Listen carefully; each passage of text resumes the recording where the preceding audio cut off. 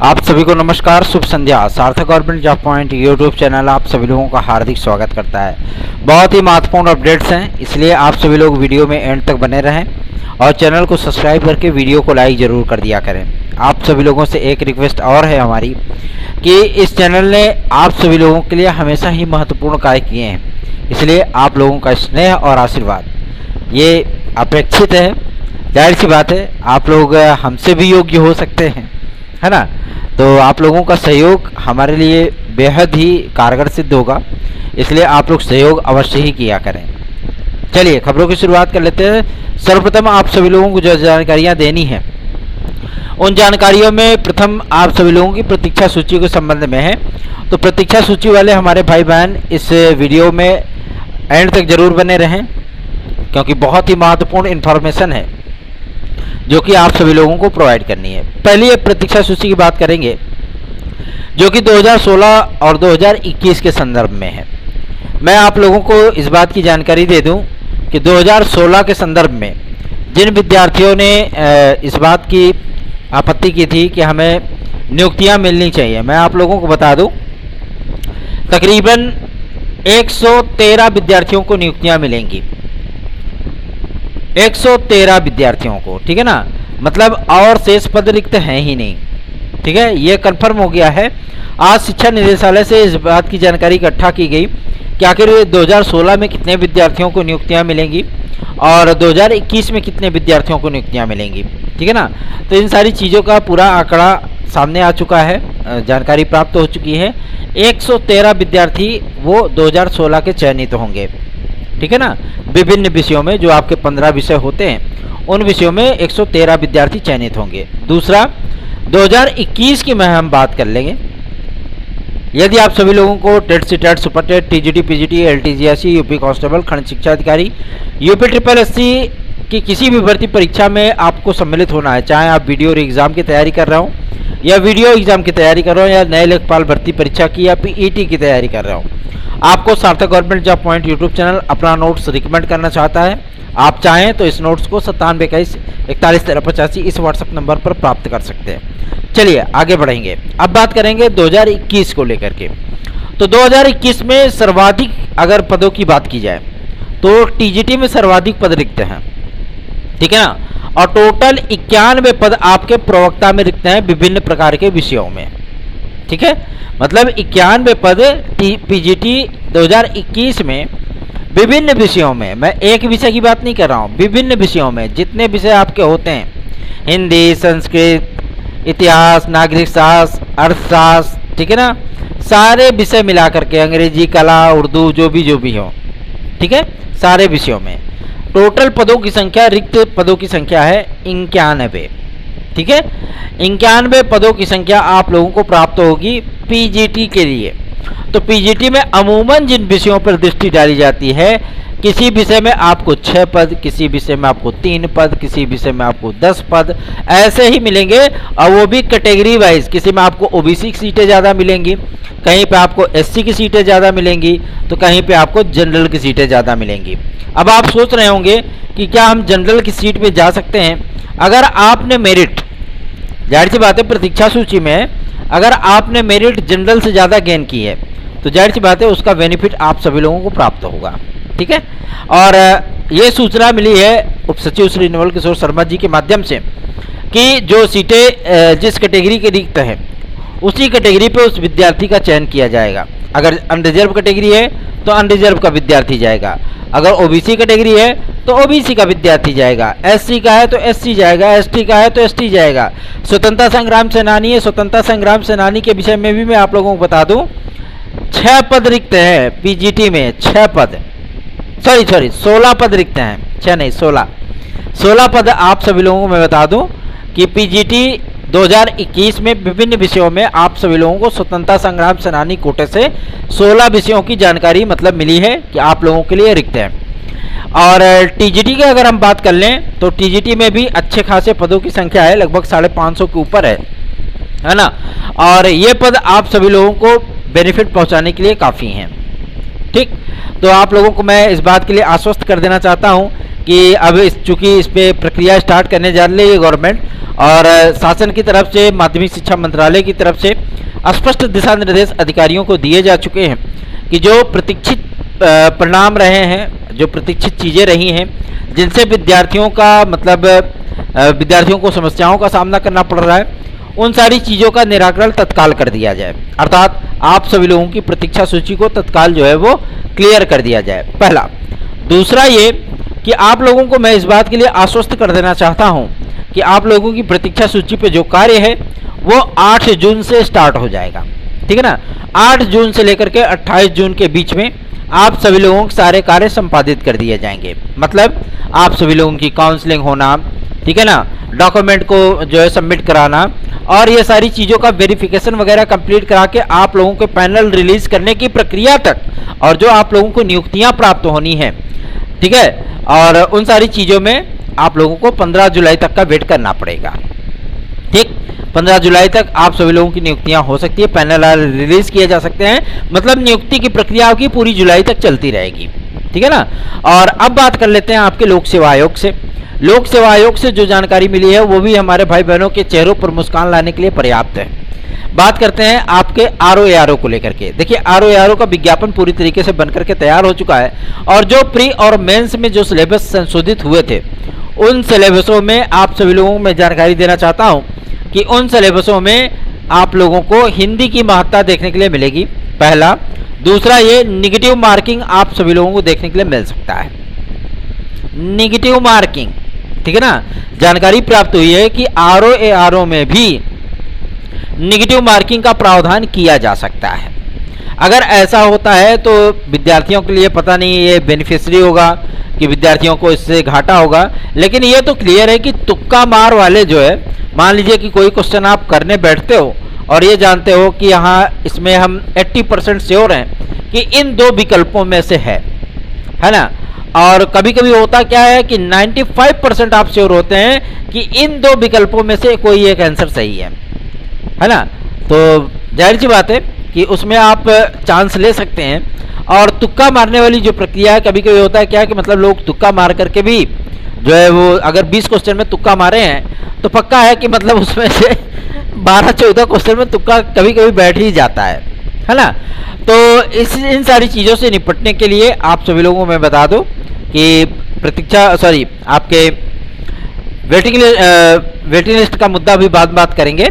आपके इस एग्ज़ाम में नेगेटिव मार्किंग का प्रावधान किया जा सकता है, ये सुबुगाहट मिल रही है। साथ ही साथ खंड शिक्षा अधिकारी को लेकर के भी एक जानकारी प्राप्त हुई है, इसके भी सिलेबस में अमूलचूल परिवर्तन किया गया है, और ये सिलेबस जो बदला गया है ये विद्यार्थियों के लिए बेहद महत्वपूर्ण साबित होने वाला है। खास तौर पर जो कला वर्ग के विद्यार्थी हैं, है ना, जिन्होंने संस्कृत, अंग्रेजी, हिंदी, इन सारी चीज़ों से पढ़ाई कर रखी है, और जिनका थोड़ा सा मैथ जो है वो ज़्यादा सही नहीं है ना, क्योंकि हर विद्यार्थी संपूर्ण नहीं होता, हर विद्यार्थी को हर ज्ञान प्राप्त नहीं होता, है ना। किसी का अगर इंग्लिश मजबूत है तो मैथ कमज़ोर है, किसी के मैथ मजबूत है तो इंग्लिश कमज़ोर है, किसी की हिंदी मजबूत है तो संस्कृत कमज़ोर है, संस्कृत मजबूत है तो हिंदी कमज़ोर है। ऐसी चीज़ें होती हैं, हर कोई संपूर्ण नहीं होता, है ना। तो इन सारी चीज़ों को ध्यान में रखते हुए, और जो आप लोगों का एक अनिवार्य पेपर हुआ करता था मैथमेटिक्स का, आप लोगों को याद होगा खंड शिक्षा अधिकारी में, ये सारी चीज़ें आप लोगों को थोड़ा सा उसमें रियायत दी जा सकती है, और खंड शिक्षा अधिकारी में भी आप लोगों को नेगेटिव मार्किंग देखने के लिए मिलेगा, ठीक है ना। प्रीलिम्स परीक्षा में, मतलब प्रारंभिक परीक्षा में आप सभी लोगों को नेगेटिव मार्किंग देखने के लिए मिलेगा। तो तैयार हो जाइए एक बदले हुए प्रारूप के साथ आप लोग परीक्षा देने के लिए। साथ ही साथ आप लोगों के विज्ञापनों पर बहुत ताबड़तोड़ फैसले होंगे, और मैं आप लोगों को आश्वस्त कर देना चाहता हूं, क्योंकि अब शासन स्तर से ही प्रयास करना पड़ेगा, और बहुत जल्दी ये प्रयास रंग लाएगा। हम लोग स्वयं ही मुख्यमंत्री महोदय से मुलाकात करेंगे और आप सभी लोगों के लिए चीज़ें आसान बनाने का कार्य करेंगे। क्योंकि अधिकारी लोग क्या होते हैं कि मतलब वो पत्र लिख करके अपना इतिश्री कर लेते हैं। रियल बात बता रहा हूँ आज आपको, अधिकारियों के पास मैं अक्सर जाया करता हूँ, लेकिन वो क्या होता है कि मतलब वो पत्र लिख करके, ईमेल टाइप करके भेज करके क्या करते हैं, इतिश्री अपना कर लेते हैं, हमारी जिम्मेदारियां कंप्लीट। अब शासन उस पर क्या स्टैंड लेता है, क्या चीज़ें करता है कि नहीं करता है, ये सारी चीज़ें वो डजन मैटर हो जाती हैं, है ना। तो शासन भी इतना व्यस्त मुख्यमंत्री कार्यालय होता है, कभी आप उसमें पधारें तो फिर आपको समझ में आएगा कि मुख्यमंत्री कार्यालय में तो पूरे प्रदेश की समस्याएं आती हैं, है ना। इतना सारा कार्य होता रहता है सचिवालय में, कभी आप कदम रख करके देखिए, फिर आपको समझ में आएगा कि हाँ पूरे उत्तर प्रदेश की प्रक्रिया कैसे चलती है ना। तो जो लोग घर में बैठ करके सिर्फ जो है वीडियो पे कमेंट करते हैं, है ना, उनके लिए चीज़ें आसान है कि अरे बस शासनादेश आ जाना चाहिए, फटाफट विज्ञापन आ जाने चाहिए, चटाचट एग्जाम हो जाना चाहिए और हमको नियुक्ति मिल जानी चाहिए, यही सोचा जाता है। लेकिन प्रक्रिया, जब आप कभी घर से बाहर निकलो, अधिकारियों के सम्मुख जाओ या सचिवालय जाओ या सीएम ऑफिस जाओ, फिर आपको समझ में आता है कि हाँ वास्तव में जो प्रयास होता है वो कितने दिल से और कितने मन से किया जाता है ना। जो बड़े बड़े अधिकारी होते हैं ना, उनके आप ऑफिस रूम में कदम रखते हुए आपके पैर कांप जाएंगे, ये जान लीजिए, ठीक है ना। एक 10 मिनट 5 मिनट की वार्ता करने के लिए आपको 2-2 3-3 घंटे बैठ करके वहां पे इंतजार करना पड़ता है, तब जाकर के आपसे वो मुलाकात करने के लिए राजी होते हैं। इसलिए मैं आप सभी लोगों से रिक्वेस्ट करना चाहता हूं, प्रयास बहुत मन से किया जाता है, आप सभी लोग चैनल का सहयोग जरूर करें। आगे बढ़ते हैं, अब बात करेंगे आप लोगों के एलटी ग्रेड की प्रतीक्षा सूची और जीआईसी प्रवक्ता की प्रतीक्षा सूची को लेकर के। देखिए, दो चीजें आप लोगों को मैं कंफर्म कर देना चाहता हूं। एलटी ग्रेड की प्रतीक्षा सूची आपकी 8 विषयों की पूरी तरीके से बनकर के तैयार है, ठीक है, सॉरी 7 विषयों की। कला विषय पर अधिकारियों की कलम रुक गई है। अब कला विषय पे अधिकारियों की कलम रुकी है तो इसका यह मतलब नहीं है कि कला विषय की प्रतीक्षा सूची नहीं जारी होगी। प्रतीक्षा सूची आप लोगों की कला विषय की आएगी, ठीक है ना। और पूरी सूचना है कि इन प्रतीक्षा सूचियों को जारी करने से पहले, चूंकि ज़्यादा समय नहीं है, इन प्रतीक्षा सूचियों को जारी करने से पहले कला की एलिजिबिलिटी तय कर ली जाएगी, ठीक है। अब चूंकि एलटी ग्रेड की और टीजीटी की नियमावली को मर्ज किया गया, पीजीटी और जीआईसी के नियमावली को मर्ज किया गया, तो आप लोगों को मैं ये बता देना चाहता हूं, जो एलटी की एलिजिबिलिटी होगी वही टीजीटी की एलिजिबिलिटी होगी। बात को समझिए, कॉमन नियमावली बनाई गई है। जो एलटी की एलिजिबिलिटी होगी, जो समकक्षता होगी वही टीजीटी की होगी, और जो जीआईसी की होगी वही आपकी पीजीटी की होगी। तो अगर वहां पे बीएड अनिवार्य होता है तो वहां पे बीएड अवश्य अनिवार्य हो जाएगा, ठीक है ना। अब चूंकि भाई आज मैंने इस डेटा को इकट्ठा किया है कि जितने तदर्थ शिक्षक हैं, लगभग उसमें से 99% तदर्थ शिक्षकों ने बीएड कर रखा है, एमए कर रखा है, ठीक है ना। कुछ लोग तो प्रवक्ता हैं तो एमए बीएड है, भाई वो प्रमोशन के माध्यम से चाहेंगे कि हमारा चीजें हो जाए, है ना, हमको प्रिंसिपल बना दिया जाए, इसलिए उन्होंने बीएड कर रखा है। तो आप सभी लोगों के लिए ये चीजें हो सकती हैं, बीएड की अनिवार्यता की जा सकती है, यह परिवर्तन श्योर सर्टेन हो सकता है। दूसरा, मैं आप लोगों को बताना चाहता हूं, आपको जैसे प्रारंभिक अर्हता परीक्षा देनी पड़ती है यूपी SSC में, वैसे ही एक परीक्षा देनी पड़ सकती है आपको माध्यमिक शिक्षा सेवा चयन बोर्ड में अध्यापक बनने के लिए। मतलब माध्यमिक लेवल पे आपको टीचर बनने के लिए एक प्रारंभिक अर्हता परीक्षा से गुजरना पड़ सकता है, ठीक है ना। इसका पूरा मसौदा तैयार किया जा चुका है और इसमें एक पेपर आपका सब्जेक्ट का होगा, बाकी आपका टीचिंग एप्टीट्यूड, ठीक है ना, शिक्षण अभिरुचि और जो है अनुसंधानिक चीज, ठीक है ना, और तर्क शक्ति, हिंदी, तमाम चीज़ें, जैसे आपका टीईटी होता है, पर्यावरण, दुनिया भर की ये सारी चीज़ें आप लोगों से पूछी जा सकती हैं। इसका सिलेबस आदि बनाया गया है, फिलहाल सिलेबस की जानकारी नहीं प्राप्त हो पाई है, लेकिन प्रयास किया जा रहा है कि अगर ये ऐसी चीज़ें होती हैं और ये नए आयोग में आप लोगों को ये चीज़ें सर्टेन देखने के लिए मिलेंगी, उसमें कोई दो राय नहीं, कोई रद्दोबदल नहीं है। तो क्या सोच रहे हैं, तैयारियां शुरू कर दीजिए, ठीक है ना।